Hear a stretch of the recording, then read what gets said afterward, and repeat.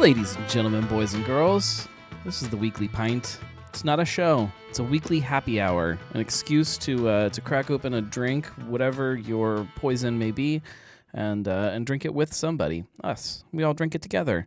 So because that's the point, you got to tell us what you're drinking, and I'm going to crack one open here in a second because you guys need to help me pick what it is that I'm going to drink. Looks like Marco is getting his to-go food and having a truth. No surprise there.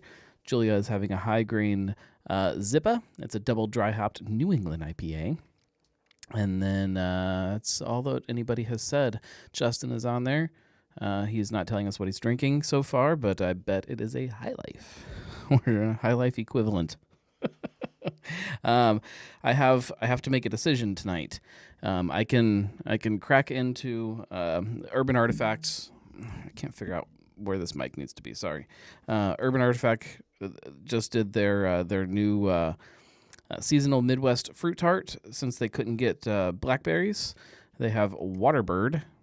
There's the information sheet for it, and I've got some sitting in the fridge. I haven't tried it yet.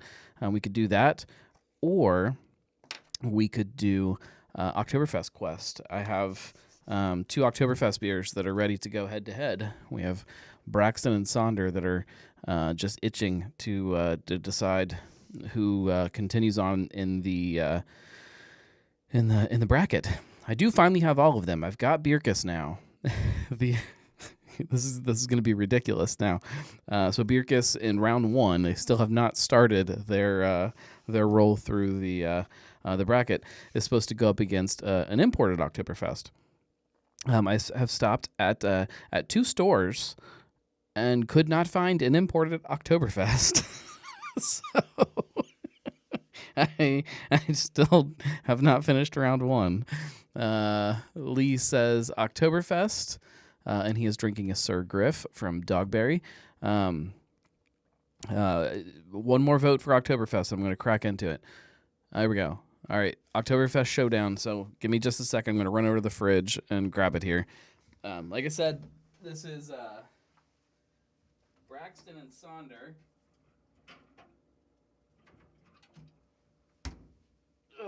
Braxton and Sonder. Two definitely local favorites. This is going to be tough. I believe they both market them as Märzens, I believe. Sonder doesn't really tell me on theirs anymore. Though I've always thought of Sonder leaning more towards that kind of hybrid in between, whereas Braxton is definitely a Märzen. Julia says, need something gnomish to talk about on tomorrow's recording since there wasn't a Cincy Brewcast. There will be a Cincy Brewcast tomorrow. I'm recording it again after tonight's show because life. It's not going to be that exciting, though. It's going to be another short one. We are talking fall beer. I do want to... we'll go ahead and go down that road here first while I'm cracking these open. I do eventually want to do more shows that are, I don't want to call them scripted because that kind of gives it the wrong impression, but shows where there is a topic like that I can dive into some history and things like that. Something like that. I haven't figured it out quite yet, and I certainly don't want to do it because everything else fell through, so... These short in-studio shows are not that, but they have made me think about how much I do want to do it more. I have a lot of notes about Cincinnati beer, a lot of blog posts that never have made it to actual blog posts that would make really great podcast episodes. Yeah, I'm going to find a way to make that happen. Let's see. John says talk about breweries like Bierkus opening across the street from other breweries like Braxton. Yes. Julia says if you think they're going to be shorter episodes, do them as many releases as Marco and I do with Truth Beer Consequences 0.5s. Yeah, I can. I could just call them that, but usually when it's these shorter episodes like that, it's because the other episode didn't happen, so I was forced to just put it together as a shorter episode. I have lots of things that so there is another kind of type of Cincy Brewcast that I would like to do every once in a while, and that's kind of some shorter topics like that pieced together with some shorter interviews. So, like a 15-minute interview about something, an event or something that was going on, coupled up with maybe some kind of solo thoughts from me, maybe from the beer fridge, something like that. I don't know. There's a lot of things that are in my head that I would like to do to kind of start letting Cincy Brewcast evolve into other things. I would love to do multiple shows, but I just don't have time for that right now. All right, we've got Sonder on this side here, and then Braxton on this side here. This is much easier to do when I'm doing this on video out at the bar, where you can just set them on the bar and you guys can see them that way. They look close to each other. The Braxton's a little bit darker and a little bit hazier, whereas Sonder is definitely a little more crisp and clear, and a little bit lighter, a little bit more fest beer-ish, though I definitely do not consider Sonder's Oktoberfest a fest beer. It is definitely somewhere in between the two. Let me get my nose into these and tell you what they're smelling like.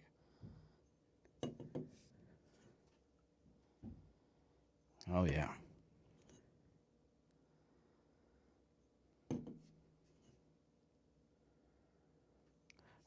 There is more of a grainy aroma to the Sonder, which I kind of like. Whereas I'm getting more of a little bit of that yeasty, not that this is a yeasty beer, but the yeasty presence from Braxton. Chris says, "You're going to drink both of those Monday night partiers." I have to. I do it for you guys. It's only fair to drink them both. Not only am I going to drink both of these, I'm probably going to crack open some kind of other beer when I record the Brewcast after Weekly Pint. It's going to be a long night and an early morning.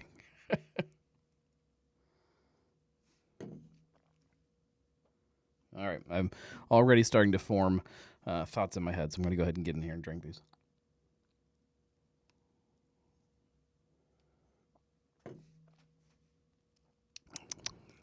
God, I love Oktoberfest. As I spit all over the table and my microphone.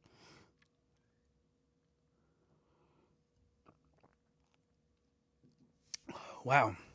So, going back to my first impressions of October Fuel this year was that it was a little bit hoppier, a little bit more of a bitter note than I remember it being in years past. But then the last round, when I drank it, I didn't get that at all. I'm definitely getting it again when it's next to the Sonder. They're both great beers. I have to say that every single round because I really, especially these two, I really do love both of these beers. I would be very happy to drink either one of these beers. Both of these beers deserve to be in the finals of this competition, but as of right now, that can't happen. Well, it can, because you guys will get a chance to vote one back in eventually here.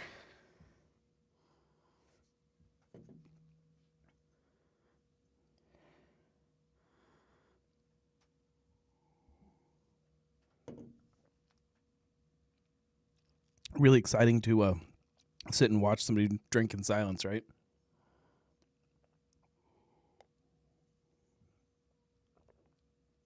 Yeah, I give this one, as always, by just a hair.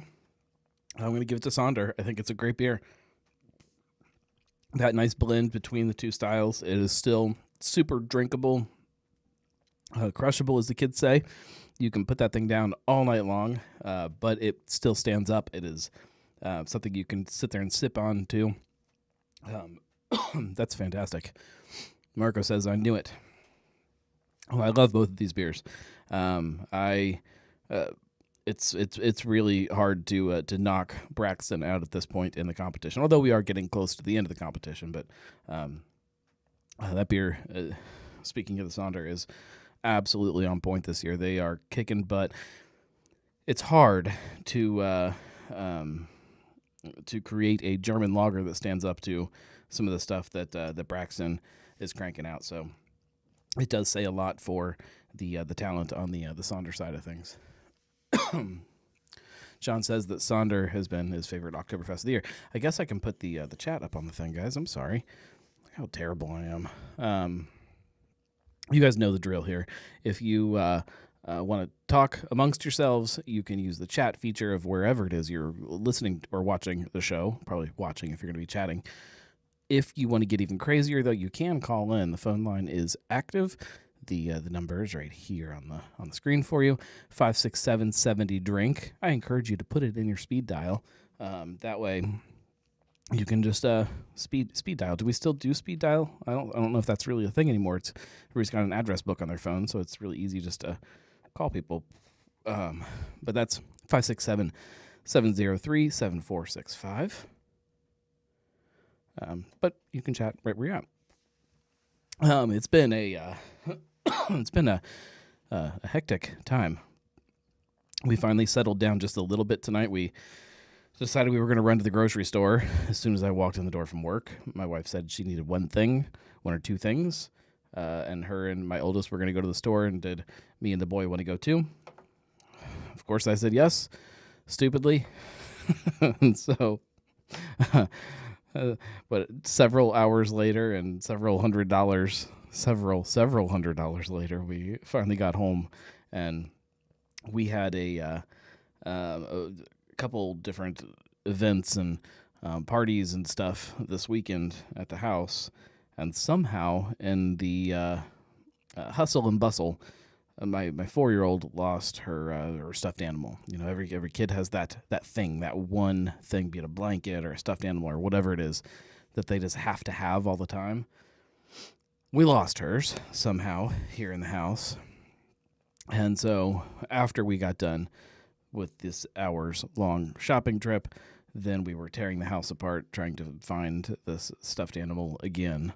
We looked last night, and finally, when we were going to bed at midnight, I think, 12:30 maybe, we just told her that wasn't going to happen tonight, and she needed to find something else to cuddle with, which worked last night. But I don't know how many nights you can get away with that.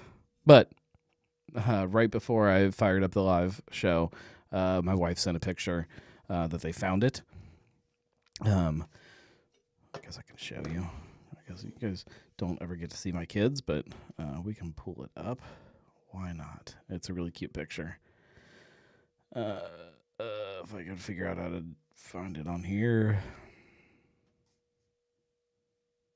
I should probably text it to me. Hang on. Technology is very complicated, you guys. There we go. So this is my 4-year-old with Violet. She is now very happy. So all is calm in the house for now until the next thing. Hopefully, I left them all upstairs. Pre-Bedtime Routine, so hopefully that is going smoothly right now.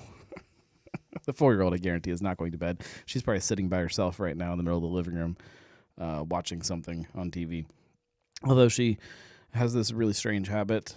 We have like one of those little Google screen things that sits like on a shelf in our living room, and instead of watching YouTube on the big giant TV in the middle of the living room with a comfy recliner and blankets and whatnot, she drags a bar stool over from the kitchen and sits next to the shelf with this tiny little 7-inch screen, and sits there with her nose a foot away from it and watches YouTube on that for some really strange reason. So she's probably not sitting in the middle of the living room. She's probably sitting in the corner on an uncomfortable bar stool watching a 7-inch screen. My kids are strange. Love them, but they're very strange. Hopefully she hasn't figured out how to listen to the show on the tiny little 7-inch screen, because I guess you could do that. Can you watch YouTube live on those little things? Because then she would hear me talk about her. Marco says training for video poker one day. Maybe she could be some kind of professional video poker gambler person, and get rich and pay for me to just sit around and talk about beer all the time. She could be the gnome. I would sell the gnome to her and just work for her. Would totally do that. So yeah, Oktoberfest Quest. We're getting there. As soon as I can find an imported Oktoberfest, I'll roll through and get us to to almost the finals, to the final round where you guys then get to vote one of the non-winners in, and then we'll roll into the final round, and we should have that done here very soon. I have recording an episode of the Brewcast tomorrow. In theory, I need to follow back up on that. You know how life goes. Seems like par for the course is that something will pop up last minute and it'll fall apart. But in theory, I'm recording a show tomorrow. After that, I am on a mission to, I don't care how many stores I have to go to, I'm going to find at least a couple cans of an imported Oktoberfest. Cans or bottles. I'll even settle for bottles at this point. Hell, I'll even settle for like a howler of a imported Oktoberfest if it means getting through round one. Let's kick into some label approvals. We don't have, I think there's only like 2 this week. It's not a very exciting week. But I do want to pull them up for you. I know you guys like to see those. The first one here. Oh, jeez. I think I'd figure this out one of these days and get it down pat. There we go. And this, we'll pull that off for you. Okay, Mad Tree Search. This is Tree Search number 8. This is their series of experimental IPAs. You guys are familiar with it at this point. There's one of them just won a medal at the Ohio Craft Brewers Cup. Like 7, maybe 6 or 7. I don't know off the top of my head. This one uses a whole bunch of cryo hops, some oat, some wheat, and then London fog yeast. So it's a hazy IPA. What's up, Matt Damaris? The next one and the final one, I think, is a Epicurean release from Urban Artifact. This is matcha, so ale brewed with matcha tea powder and lemon. You guys know exactly kind of what they're going for here. The Epicurean line seems to be their, I guess their current kind of big draw that they do. The barrel aged sours. We should talk about that a little bit. Let's talk about the current state of craft beer. So that's 2 label approvals. That's it, I think. Yep, that's it. The current state of craft beer. There is not. Hang on, let me pull the chat back up. Okay. Not that barrel aged beer isn't good still, or that people aren't drinking it still, because people are, but it is definitely not what it used to be. It doesn't have that draw that I think it did a few years back. I think because of that, Urban Artifact, not that they have to shift their focus again, because they don't, but the things that they do that draw the most attention from drinkers are things like this Epicurean line, or the double Midwest fruit tarts, things like that loaded up with a bunch of different goofy fun adjuncts. Like, that's the stuff that people are talking about and getting excited about now, versus a spontaneously fermented barrel-aged sour. As much as that is, to me, the best stuff that they do, it's also the stuff that you just don't hear people talk about.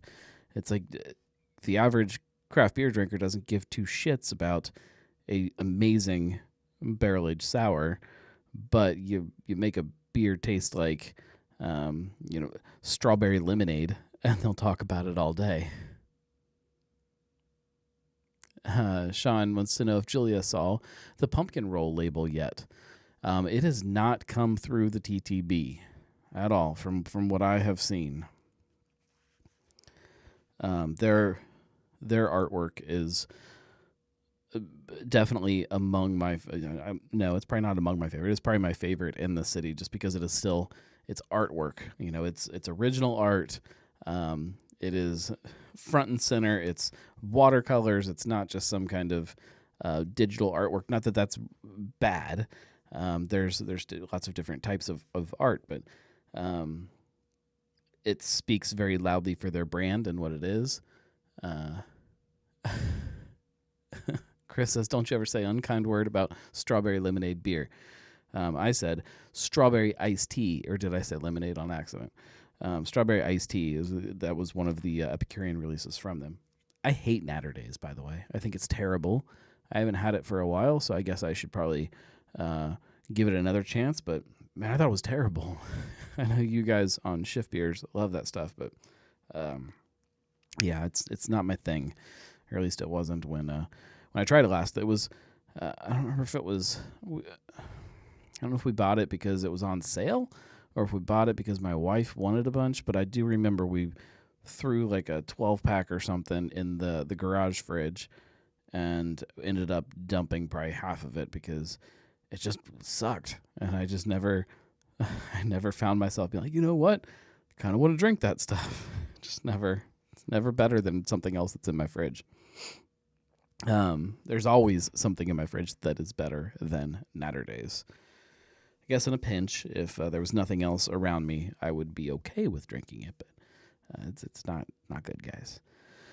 But what is good is some of these beers that just aren't getting the attention from the average craft beer drinker. No, I hope that kind of changes again or goes back to some kind of respect for those styles that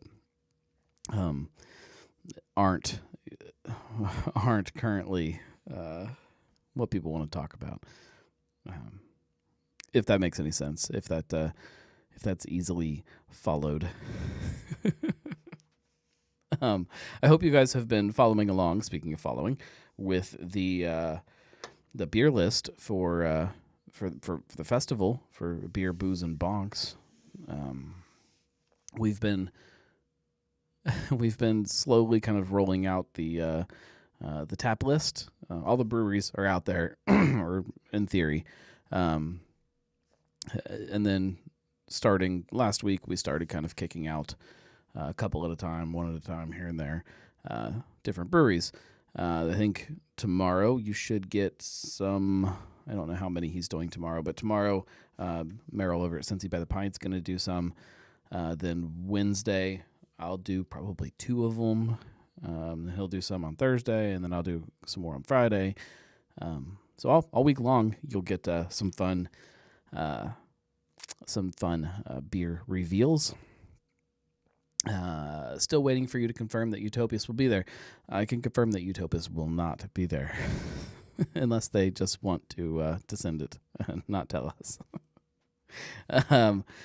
We did reveal, I think, the Sam Adams beers. I'm pretty sure he revealed those last week. We're doing the collaboration, the Colombiana Avina Colombiana, whatever it is, which I have not even gotten to try yet. I will before the festival, but Merrill said it was good, so I trust him. And then the Scary Berry, that's the other one, that the berry fruit street fruit pops, whatever they call it. It's good. It's good beer. So I'm excited. Both of those are brewed here in the Cincinnati tap room.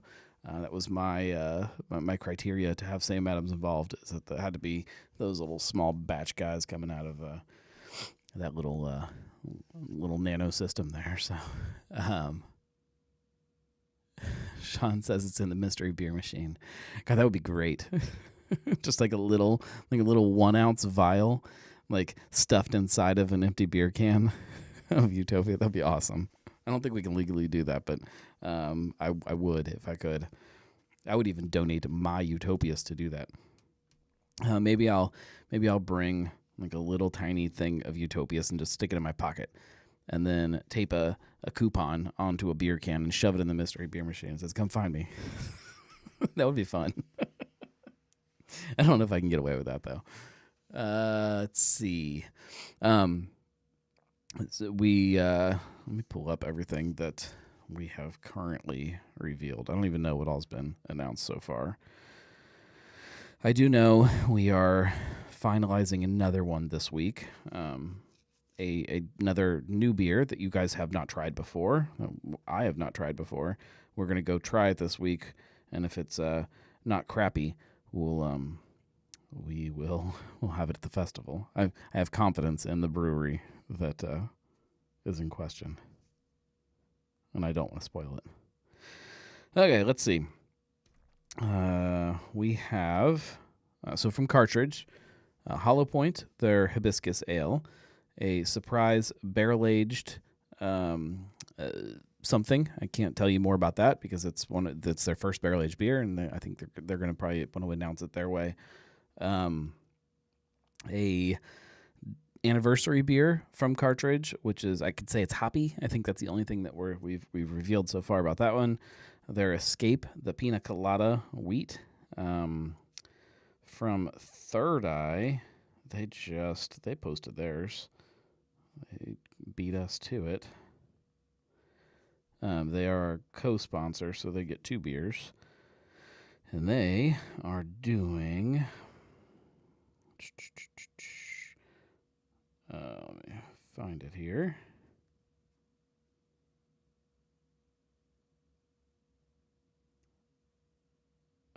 Third Eye Candy with marshmallow and something else that I can't remember. It's not that important right now. We'll announce it soon. Let's see. Then, sorry, I hope this isn't too boring as I sit here and flip through my phone while you guys just listen to me. We have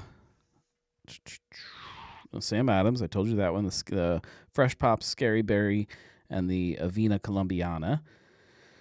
Rebel Metal is doing their Zwickelpils, which is a Italian-style Pilsner. Hinted at that one last week with the Italian Pilsner. Street Side, they're doing their Situation Normal Blueberry Pancake Sour. So it's a Berliner with blueberry and pancake. Paradise announced that one. That's the Night at the Opera, the Opera Cream Coffee Milk Stout, Sweet Stout. Sorry, Marco. It is delicious. And then Grainworks with the Orange Dream. It's a orange creamsicle wit beer. I assume that probably has lactose in it too, but I don't know that for sure. What else? I think that's all that we've announced so far. So, good stuff so far. I don't know who I'm going to announce this week. Maybe I don't have my other list in front of me right now. If you listen to all of the other podcasts around town, I did let one of our seltzers, or our seltzer brands, not specifically which one, I don't know which one it'll be yet, slip the other day. What am I looking for here? I don't know what I'm going to announce this week. That's what we need to know. Sean wants to know which Astra is coming to this event. I don't know yet. We got to talk to the distributor to see what we can get a hold of. It will be hopefully. I want one of the new ones. If not the Baja Blast Off, perhaps this one that was hinted at on social media today. I wouldn't mind seeing, although knowing some of the other beers that we have, that flavor I don't know. I don't know what we're gonna do. Don't know yet. Whatever we can get our hands on that is tasty. Good luck with that conversation. Yeah. We have two 2.5 seltzer brands is what I'll say. One is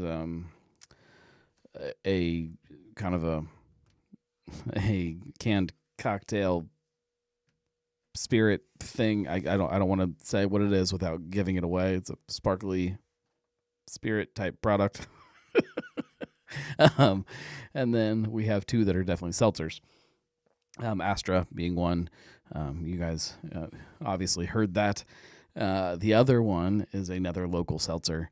And man, that has been an interesting conversation. I was talking to somebody at that brewery that will not be named. We'll just say that.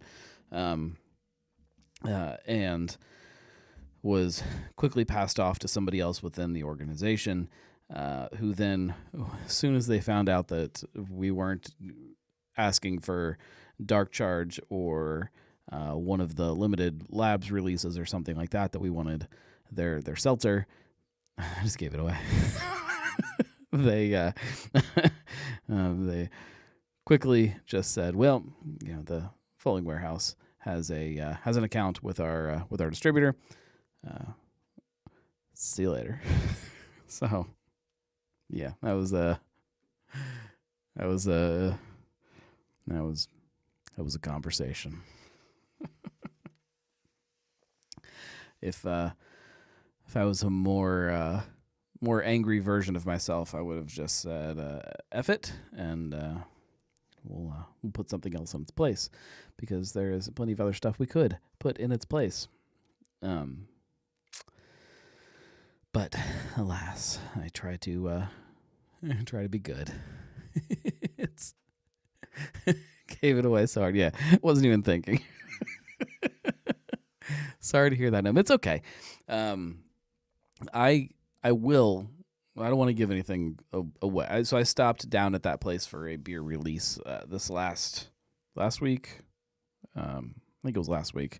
Time doesn't make any sense anymore. And haven't been down to their main tap room for a long time, and really, really did enjoy myself, and really enjoyed the beer that they've got there. So I've nothing against them. They've got some fun things in the pipeline. I was talking to some of the people down there, and yeah. Marco says, "Don't go. Don't go where? I'm not going anywhere. I mean, I'm going down there. I will be down to this same place, I think, in a week, 2 weeks from today, maybe, is the reveal of their big beer release. We'll put it that way. I'm saying I'm not going to give it away again. If you missed it the first time, you won't get it out of me this time. And they do a kind of a reveal for their backers. Braxton pushed you off. They did and they didn't. Yeah, the entire organization didn't, but somebody within the organization, definitely did. That's okay. I'm not that important, and we are really, or we're not, some kind of restaurant that's going to have some dedicated tap handle to you forever. Buying 2 half barrels of your beer once, and that's your beer, or in this case, your not beer. It's not. I'm not important. That's okay. Yeah. Boycott Braxton. Don't boycott Braxton, especially this time of year. That's what I should have done tonight. I still have a bunch of Dark Charge that needs to drink. I should have cracked open a Dark Charge. I will not be doing it now, with 2 Oktoberfests sitting in front of me, and then possibly another fall beer after that. Yeah, don't boycott. Well, I'll tell you in 2 weeks after I hear the this year's Dark Charge variants. If they suck, then it's okay if you want to boycott them. But if they're good, don't. Make your own decision. So like I said, this week's, so today's brewcast, the one that was supposed to be up today, to the one that will be up tomorrow, we're talking fall beer. It started with some pumpkin beer. It was originally supposed to be a big pumpkin episode, a pumpkin spectacular. And that didn't pan out exactly the way I wanted it to, so I canceled that one myself. It was not somebody standing me up or anything. It is my fault, and just wasn't able to get something rescheduled in time to make it make sense. But I took that idea of pumpkin beer and wrapped it into a different topic that I've been wanting to talk about. So we will talk a little bit about pumpkin beer, but not a lot. And that'll be up tomorrow morning. Sometime. Next week's episode that I'm recording this tomorrow, that'll be a little different. We're sitting down with Madtree, and we're talking about kind of who they are today versus who they were when they opened their doors, where they're going from here. We'll probably talk about some non-alcoholic beer. We'll talk about tap rooms and opening new tap rooms, and from what I understand, they're not done with that, so we'll dive into all of that stuff, and it's gonna be a good episode. So stay tuned for that. Prost this week. I don't know what I'm going to drink. I'll probably drink that Urban Artifact Waterbird. I bet is where I'll go because it's teasing me in the fridge now. So I'll probably record that. I probably won't do it tomorrow. It'll probably be Wednesday after I get home from work is when that'll get recorded. So unless something else exciting appears in my fridge before then, that's probably what we're drinking. But that'll be up on Thursday for you. I think that's all the stuff that I know is going to be up this week. Julia says, speaking of fall beers, Josh, the IPA-centric drinker, just said, want to know something interesting? I'm starting to like these Oktoberfests. Of course, it's at the end of Oktoberfest season that he figures it out. It is never the end of Oktoberfest season. Just stock up, and you can keep drinking it for a very long time. I won't make that exact argument during the show, but that is a point of mine, is that Oktoberfest is a much bigger beer style than people give it credit for. Put it that way. If you like this show, if you like any of the shows that I do, you guys know what to do. You can go to thegnarlygnome.com/support and help things out that way. Chris wants to know if anyone has seen anything about Thunder Snow. I haven't heard anything. I know, no, I haven't heard anything. There should be some barrel-aged Thunder Snow that should be coming out eventually. I know they've got some in barrels, and they have labels from the new kind of branding that they got approval for like last year maybe, and I've never heard anything else about it, so I don't know. I imagine with Thunder Snow, if it doesn't hit cans, it'll be at least draft in the tap room. That's the nice thing about Madtree, is a lot of those seasonal ones, like even if they don't make enough for you to get it in cans to stock your fridge, you can still at least get it. Whereas some places, if it's not in cans, you're not seeing it. There is a new winter seasonal from Brand Guys. I don't know if you guys saw that Snowcat. I got to try that like, I don't know, a month ago or so, and it was pretty tasty. A lot of ginger, but so think of a ginger wit basically. It's pretty good. Margaret, after drinking through lactose beers on shift beers, I had a Thunder Snow. Oh, Lord. If you guys did not listen to this week's shift beers, it's a good one. Morgan Freeman makes an appearance and drinks lactose. Thank you guys very much for hanging out. We're gonna go ahead and cut it here, and I'm going to dive in to record an episode of the Brewcast because I'm a failure again this week and didn't get it out to you on time. So I'm gonna remedy that and make it worth your while. I'm gonna record you a great 9-minute episode. I don't know. It's always hard to tell how long things are gonna be. I've got notes, but I don't know how long it's gonna take me to get through them. And Julia says, I think Shift Beers was trying to off Marco with those lactose-laden beers. Possibly. When they called me, they didn't call the drunk line Josh just called my cell phone, so when I answered it, it just said it was Josh. So I'm almost answered it with some kind of smart ass comment that probably would have had to get edited out. So I'm glad that I didn't. And Julia says, not a failure. Never say that. Life happens. Whatever. It's fine. I'll accept that. Might disagree with it, but I'll accept it. Oh, thank you guys very much. Thank you for hanging with me through all of these crazy weeks of chaos. It means a lot, and I promise things will get very different very, very soon.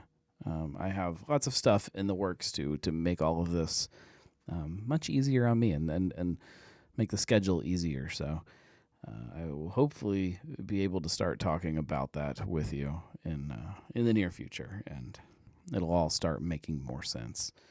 I won't say too much. I can't.